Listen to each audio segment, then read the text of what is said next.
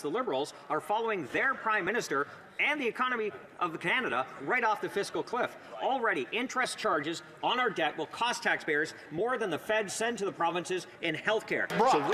Speaker, the Prime Minister has lost control of his spending and his cabinet. The PBO says that this year's budget deficit could be as high as $46 billion, smashing the $40 billion guardrail promised by the Finance Minister. And like so many ministers before her, this Finance Minister's time might be limited simply for standing up to the Prime Minister and his radical agenda. Will the Prime Minister confirm that he is ignoring his Prime Minister's $40 billion guardrail promise and tell us if the deficit will exceed $46 billion?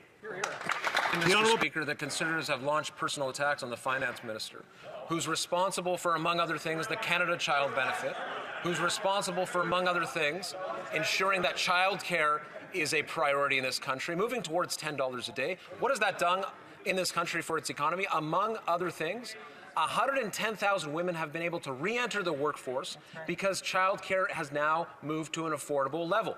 They want to cancel that, Mr. Speaker. They say all these things about families. In the end, they don't care about families, Mr. Speaker.